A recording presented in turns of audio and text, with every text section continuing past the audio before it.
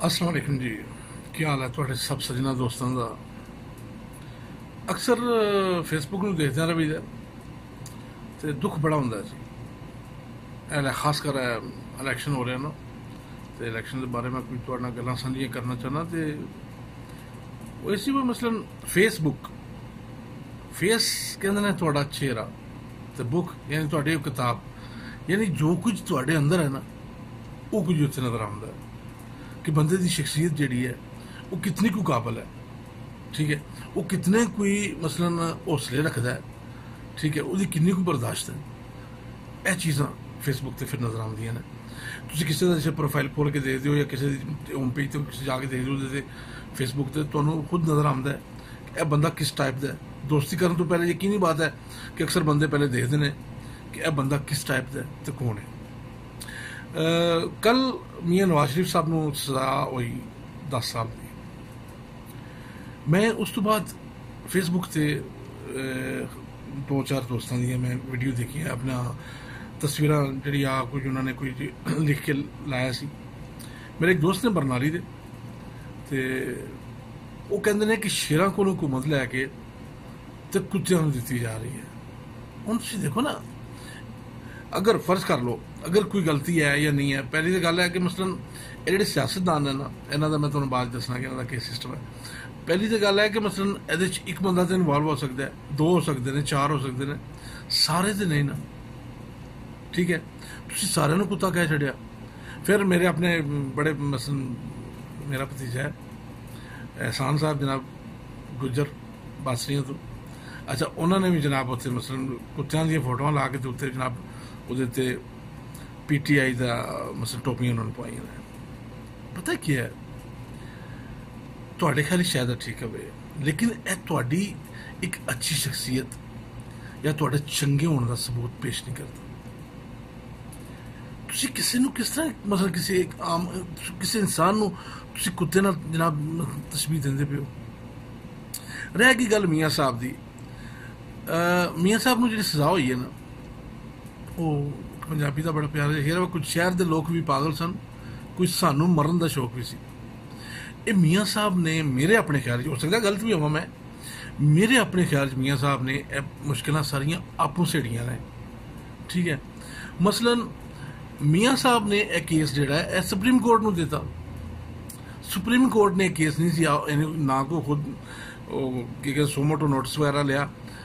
ये मियाँ साहब ने केस जोड़ा है सुप्रीम कोर्ट को दिता। सुप्रीम कोर्ट ने मसलन उस वे जो जज साहब सन सुप्रीम कोर्ट के, उन्होंने 1.5 महीने तो बाद भी उन्होंने आख्या वा तुसीं सानू क्यों इनवॉल्व करना चाहते हो इस काम में, यह तुहाडा सियासतदानों का काम है, तुसीं इहदे च सानू इनवॉल्व ना करो, इहदे च सानू ना पाओ। मियाँ साहब ने फिर भी आख्या नहीं जी यह केस सुप्रीम कोर्ट क्लीयर होना चाहिए। मैं जज साहब को आख्या हूँ वो मियाँ साहब की अपनी गलती, ठीक है, कि उन्होंने वो केस सुप्रीम कोर्ट को दिता। दूजी गलती मियाँ साहब के साहबजादे ने दुनिया न्यूज़ से कल मैं इंटरव्यू सुन रहा सी, उन्होंने खुद इकरार किया कि वो साड़ी मतलब जी जो कुछ जी प्रॉपर्टी है वो साड़ी है। इस तो छड़ दो इस गल तुसी इस चीज़ तो अंदाजा लाओ मियाँ साहब की जहनीयत का या इन्होंने सियासतदानों की जहनीयत का कि मसलन असी मैं या तुसी जो बंदे तुम सुनते हो अक्सर की राय है कि दौलत कहाँ वास्ते कमाई जाती है कि इज्जत बने, मनु मेरे इलाके लोग जानन कि इस तरह। मसलन फर्ज कर लो एक बंदा नाजम की सीट से खलोंदा है, मेरे प्यारे दोस्त जनाब साडे बरनाली के जनाब मियाँ शराज साहब ने, साडे अपने पिंड के जनाब आजी कमर साहब ने, बंदा इलैक्शन क्यों लड़ता है, क्यों मसलन कि लोगों की एक तो खिदमत करा, दूजा यह कि मसलन लोग मनु जानन इस चीज़ नाल कि बई यह बंदा फलाने पिंड का बड़ा चंगा बड़ा इज्जतदार है, सही है कि नहीं। अच्छा हुण मनु दसो कि मसलन मियाँ साहब की किहड़ी इज्जत रहेगी कि मसलन एक बंदा 3 बारी प्राइम मिनिस्टर बने और 3 बारी प्राइम मिनिस्टर बनने तो बाद भी अल्लाह का फजल है वो रज रुपये ने उस बंदे को किस चीज़ की लोड़ सी। जिस वे पनामा लीक का पनामा का केस आया सी ना, मेरा जिस का ख्याल सी या मेरा जिसका ख्याल है कि मियाँ साहब को इस्तीफा दे देना चाहिए सी और कहना सी भाई ठीक है मसलन मैं नहीं तो मसलन दूजा सी कोई भी उन्होंने रख लो तुम जदों भी मतलब तुम तहकीकात करवा लो, जदों लोड़ पई जदों मेरी हुई तो मैं इत्थे ही आ जाऊंगा, कोई मुश्किल नहीं। इज्जत ना छड्ड दे, हुण भी तो छड्डी है ना, देखो ना ਉਹ ਪੰਜਾਬੀ 'ਚ ਕਹਿੰਦੇ ਨੇ ਭੇਡੇ ਦੁੱਧ ਦਿੱਤੇ ਪਰ ਮੇਂਗਣਾ ਪਾ ਕੇ। ਹੁਣ ਵੀ ਤਾਂ ਛੱਡੀ ਹੈ ਨਾ ਮੀਆਂ ਸਾਹਿਬ ਨੇ, ਕੋਰਟ ਦੇ ਜ਼ਰੀਏ ਛੱਡੀ ਹੈ, ਜ਼ਿਆਦਤੀ ਕੀਤੀ ਹੈ ਕੋਰਟ ਨੇ, ਕੁਝ ਵੀ ਹੋਇਆ ਹੈ, ਛੱਡਣੀ ਤਾਂ ਪਈ ਨਾ ਫਿਰ ਵੀ। ਠੀਕ ਹੈ, 100 ਵਾਰੀ 100 ਦੇ ਨੇੜੇ ਨੇੜੇ ਤੁਸੀਂ ਆਪਣੀ ਧੀ ਨੂੰ ਲੈ ਕੇ ਕੋਰਟ 'ਚ ਪੇਸ਼ ਹੋਏ ਹੋ। ਮੀਆਂ ਸਾਹਿਬ ਇਹ ਵੀ ਤਾਂ ਜ਼ਿਆਦਤੀ ਹੈ ਨਾ, ਇੱਜ਼ਤਦਾਰ ਬੰਦੇ ਹੋ ਤੁਸੀਂ ਅਗਰ। ਠੀਕ ਹੈ, ਫਿਰ ਮੀਆਂ ਸਾਹਿਬ ਕਹਿੰਦੇ ਨੇ ਮੈਂ ਆਪਣੀ ਨਹੀਂ ਤੁਹਾਡੀ ਜੰਗ ਲੜਨਾ ਪਿਆ। ਉਹ ਸਰ ਜੀ ਮੇਰੀ ਜੰਗ ਕਿਸ ਤਰ੍ਹਾਂ ਹੋ ਸਕਦੀ ਹੈ? ਮੈਂ ਬੱਸ ਵਿੱਚ 10 ਰੁਪਏ 50 ਰੁਪਏ 30 ਰੁਪਏ ਦੇ ਕੇ ਧੱਕੇ ਖਾਨਾ, ਤੁਹਾਡੇ ਨਾਲ 110 120 ਮਸਲਨ ਗੱਡੀਆਂ ਦੀਆਂ ਲੈਣਾ ਹੁੰਦੀਆਂ ਨੇ। ਤੁਸੀਂ ਮੈਂ ਵੋਟ ਦੇਣਾ ਉਸ ਬੰਦੇ ਨੂੰ ਜਿਹੜਾ ਮਸਲ ਮੇਰੇ ਏਰੀਆ ਦਾ MP ਹੈ ਜਾਂ MNA ਹੈ। ਮੇਰਾ ਵੋਟ ਲੈਣ ਤੋਂ ਬਾਅਦ ਉਹ ਬੰਦਾ ਜਿਸ ਵੇਲੇ ਮੇਰੇ ਸਾਹਮਣੇ ਤਕਰੀਰ ਕਰਨਾ ਹੁੰਦਾ ਹੈ ਤਾਂ ਅੱਗੇ ਬੁਲਟ ਪ੍ਰੂਫ ਸ਼ੀਸ਼ਾ ਲਾ ਲੈਂਦਾ ਹੈ, ਉਹਨੂੰ ਮੇਰੇ ਤੋਂ ਡਰ ਲੱਗਣ ਲੱਗ ਪੈਂਦਾ ਹੈ। ਯਾਨੀ ਪਹਿਲਾਂ ਉਹ ਮੇਰੇ ਕੋਲ ਹੀ ਆ ਕੇ ਮੈਨੂੰ ਜੱਫੇ ਮਾਰਦਾ ਤੇ ਕਹਿੰਦਾ ਤੇਰੇ ਤੋਂ ਬਗੈਰ ਤਾਂ ਭਰਾਵਾ ਗੁਜ਼ਾਰਾ ਇਹਨਾਂ, ਤੂੰ ਤਾਂ ਭਰਾ ਹੋਇਆ ਨਾ ਸਾਡਾ। ਫਿਰ ਉਹ ਮੇਰੇ ਮਸਤੂ ਬਚਣ ਵਾਸਤੇ ਉਹ ਅੱਗੇ ਬੁਲਟ ਪ੍ਰੂਫ ਸ਼ੀਸ਼ਾ ਲਾ ਲੈਂਦਾ ਹੈ। ਮੈਂ ਅਗਰ ਉਹਨੂੰ ਮਿਲਣ ਦੀ ਕੋਸ਼ਿਸ਼ ਕਰਨਾ ਤੇ ਭੈਣ ਜੋ ਸਿਕਿਉਰਿਟੀ ਵਾਲੇ ਜਨਾਬ ਮੈਨੂੰ ਨੇੜੇ ਨਹੀਂ ਲੱਗਣ ਦਿੰਦੇ ਹੈ ਨਾ, ਉਹਦਾ ਜਿਹੜਾ ਪ੍ਰੋਟੋਕੋਲ ਹੈ ਉਹ ਨਹੀਂ ਕਿਸੇ ਪੱਲੇ ਲੱਗਦਾ। ਮੀਆਂ ਸਾਹਿਬ ਨੇ ਕੁਝ ਦਿਨ ਪਹਿਲੇ ਆਖਿਆ ਸੀ ਨਾ ਖਲਾਈ ਮਖਲੂਕ, ਤੁਸੀਂ ਯਕੀਨ ਕਰੋ ਇਮਾਨਦਾਰੀ ਦੀ ਗੱਲ ਕਰਨਾ ਪਿਆ, ਜਿਹੜੇ ਇਹ ਸਾਡੇ MNA ਜਾਂ MPs ਨੇ ਨਾ ਇਹ ਖਲਾਈ ਮਖਲੂਕ ਜੇ। ਤੁਸੀਂ ਇਹਨਾਂ ਦਾ ਤੇ ਆਪਣਾ ਸਟੇਟਸ ਦਾ ਫਰਕ ਦੇਖੋ। ਤੁਸੀਂ ਦੇਖੋ ਤੁਹਾਡੀ ਜ਼ਿੰਦਗੀ ਕਿੰਨੀ ਗੁਜ਼ਰਦੀ ਹੈ ਪਈ ਤੇ ਇਹਨਾਂ ਦੀ ਕਿੰਨੀ ਗੁਜ਼ਰਦੀ ਹੈ ਪਈ। ਠੀਕ ਹੈ ਭਾਈ ਜੀ, ਮੈਂ ਇੱਕ ਦੁਕਾਨ ਬਣਾਉਣਾ, ਮੈਂ ਉਸ ਦੁਕਾਨ ਤੇ ਜਾ ਕੇ ਮੈਂ ਦੇਖੋ ਨਾ ਇੱਕ ਮਿਸਾਲ ਦਿੰਦਾ, ਮੈਂ ਇੱਕ ਦੁਕਾਨ ਤੇ ਜਾ ਕੇ 2 ਲੱਖ 4 ਲੱਖ 10 ਲੱਖ ਰੁਪਇਆ ਲਾ ਕੇ ਇਨਵੈਸਟਮੈਂਟ ਕਰਕੇ ਤੇ ਮੈਂ ਉਹ ਬਿਜ਼ਨਸ ਕਰਨਾ। ਹੁਣ ਮੈਨੂੰ ਉਮੀਦ ਹੈ ਕਿ ਮੈਂ 10 ਲੱਖ ਲਾ ਕੇ ਤੇ ਇਨਸ਼ਾਅੱਲਾ ਮੈਂ ਉਹਦੇ ਚੋਂ ਮਸਲਨ 15 ਜਾਂ 20 ਜਾਂ 30 ਕਮਾਵਾਂਗਾ, ਤਾਂ ਮੈਂ ਇਨਵੈਸਟਮੈਂਟ ਕਰ ਰਿਹਾ ਨਾ। ਸਾਡੇ ਜਿਹੜੇ MNA MPs ਨੇ ਮਸਲਨ ਇੱਕ ਆਮ ਜਿਹੜਾ MP ਹੈ ਜਾਂ MNA ਹੈ ਉਹ 3 ਕਰੋੜ 6 ਕਰੋੜ 4 ਕਰੋੜ ਰੁਪਇਆ ਲਾ ਕੇ ਤੇ ਅਸੈਂਬਲੀ ਦੀ ਸੀਟ ਤੇ ਜਾਂਦਾ। ਅਸੈਂਬਲੀ 'ਚ ਜਾ ਕੇ ਉਸ ਬੰਦੇ ਨੂੰ ਉੱਥੇ 1 ਤੋਂ ਲੈ ਕੇ 2 ਲੱਖ ਦੇ ਵਿੱਚ ਤਨਖਾਹ ਲੱਭਦੀ ਹੈ। ਠੀਕ ਹੈ, ਹੁਣ ਭਾਜੀ ਤੁਹਾਡਾ ਕੀ ਖਿਆਲ ਹੈ, ਜਾਂ 1 ਜਾਂ 2 ਲੱਖ ਤਨਖਾਹ ਵਾਸਤੇ ਇਤਨਾ ਜ਼ੋਰ ਪਾ ਲਾਂਦਾ ਹੈ, ਹਰ ਚੰਗੇ ਮਾੜੇ ਦੀ ਮਿਹਨਤ ਕਰਦਾ ਜਾ ਕੇ ਜਨਾਬ ਪਿੰਡ ਦਾ। ਮਸਲਨ ਦੇਖੋ ਨਾ ਅਸੀਂ ਸਾਡੇ, ਮੈਂ ਪੰਜਾਬ ਦਾ ਰਹਿਣ ਵਾਲਾ, ਖਾਰੀਆਂ ਦਾ ਰਹਿਣ ਵਾਲਾ, ਤੇ ਸਾਡੇ ਮਾਸ਼ਰੇ 'ਚ ਮਸਲਨ ਜਿਹੜਾ ਫਰਕ ਹੈ, ਮਸਲਨ ਇੱਕ ਚੌਧਰੀ ਵੀ ਜਾਂ ਇੱਕ ਮਸਲਨ ਆਮ ਦੂਜੇ ਮਾੜੇ ਬੰਦੇ ਵਿੱਚ, ਮਾੜੇ ਬੰਦੇ ਦੇ ਬੱਚੇ ਦੀਆਂ ਜਾ ਕੇ ਪੱਪੀਆਂ ਲੈ ਇਹਦਾ। ਠੀਕ ਹੈ, ਉਹਨੂੰ ਆਖੇਦਾ ਉਹ ਮੇਰੇ ਪੁੱਤਰ ਉਹ ਪਿਆਰਿਆ ਉਸ ਨਾਲ ਝੋਲੀ 'ਚ ਪਾ ਲੇਦਾ, ਸਾਰੇ ਕੰਮ ਕਰੇਦਾ, ਚਰਿੱਤਰਬਾਜ਼ੀਆਂ ਜਿਹਨੂੰ ਕਹਿੰਦੇ ਤੁਸੀਂ। ਲੇਕਿਨ ਅੱਛਾ ਉਹ ਸਾਰਾ ਕੁਝ ਕਰਨ ਤੋਂ ਬਾਅਦ ਵੀ ਸਾਰਾ ਕੁਝ ਕਰਨ ਤੋਂ ਬਾਅਦ ਵੀ ਉਹਨੂੰ ਅਗਰ ਵੋਟ ਲੱਭਦੇ ਨੇ ਤੇ ਫਿਰ ਉਹਨੂੰ ਤੁਹਾਡਾ ਕੀ ਖਿਆਲ ਹੈ, ਉਹ ਉੱਥੇ ਜਾ ਕੇ ਉਹਨੇ ਜਮਾਤ ਕਰਾਣੀ ਹੈ, ਜਮਾਤ ਅਸੈਂਬਲੀ ਜਾ ਕੇ ਉਹਨੇ ਜਮਾਤ ਕਰਾਣੀ ਹੈ। ਭਾਈ ਜੀ ਅਸੈਂਬਲੀ ਜਾ ਕੇ ਉਹਨੇ ਲੁੱਟਣਾ ਹੀ ਹੈ, ਪੱਕੀ ਗੱਲ ਹੈ ਲੁੱਟਣਾ ਹੈ। ਜਿਹੜਾ ਸਭ ਤੋਂ ਇਮਾਨਦਾਰ ਹੈ ਨਾ ਉਹ ਕਰੋੜਾਂ 'ਚ ਲੁੱਟਦਾ ਹੈ। ਠੀਕ ਹੈ, ਇਹ ਜਿਹੜੇ ਸਾਡੇ ਸਾਹਮਣੇ ਨਜ਼ਰ ਆਉਂਦੇ ਨੇ ਪਏ ਅਰਬਾਂ ਵਾਲੇ, ਕਿਸੇ ਨੇ 40 ਅਰਬ ਲੁੱਟ ਲਿਆ, ਕਿਸੇ ਨੇ 4 ਲੁੱਟ ਲਿਆ, ਕਿਸੇ 3 ਲੁੱਟ ਲਿਆ, ਇਹ ਵੱਡੇ ਲੋਕ ਨੇ, ਚੋਖੇ ਵੱਡੇ ਲੋਕ ਨੇ। ਜਿਹੜੇ ਆਮ MP MNA ਨੇ ਉਹਨਾਂ ਦਾ ਵੀ ਜ਼ਰੂਰੀ ਹੈ, ਕਿਉਂਕਿ ਇੱਕ ਬੰਦਾ 6 ਕਰੋੜ ਲਾ ਕੇ ਤੇ ਤੁਹਾਨੂੰ ਤੁਸੀਂ ਆਖੋਗੇ ਨਹੀਂ ਹੁਣ ਤੂੰ ਬੜਾ ਇਮਾਨਦਾਰ ਰਵੇਂ ਭਾਈ, ਤੂੰ ਜਿਹੜਾ ਸਾਰਾ ਕੁਝ ਚੱਲਣਾ ਹੈ, ਸਹੀ ਹੈ।